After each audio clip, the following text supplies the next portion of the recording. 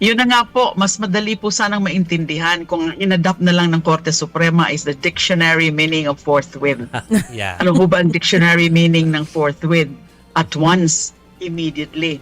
Pero dyan po sa lumabas na decision na yan, although hindi ko pa po nakikita yung decision, based lang po ng news reports na parang sinasabi, wala naman talagang fixed timeline, kundi basta ba reasonable period. Kaya lang po yung interpretation ng reasonable period, iba-iba rin po yan. So makakasiguro ho ba tayo na ang forthwith ay forthwith? Makakasiguro ho ba tayo na ang forthwith ay within reasonable period?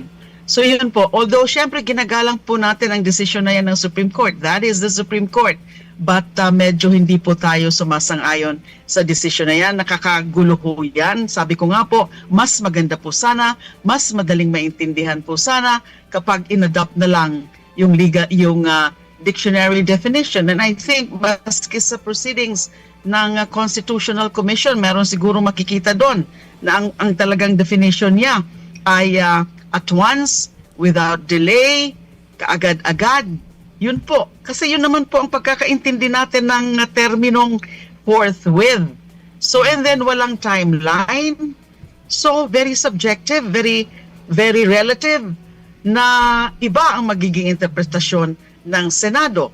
So, ang ano na lang po natin, ang expectation po natin, our wish is that even if ganyan, yung naging interpretasyon ng Supreme Court, sana yung Senado through the Senate leadership ay magstick naman dun sa common sense and law and dictionary definition ng forthwith na kaagad-agad, wala nang masyadong delay, at yung sinasabing reasonable period ay dapat talaga yung reasonable period.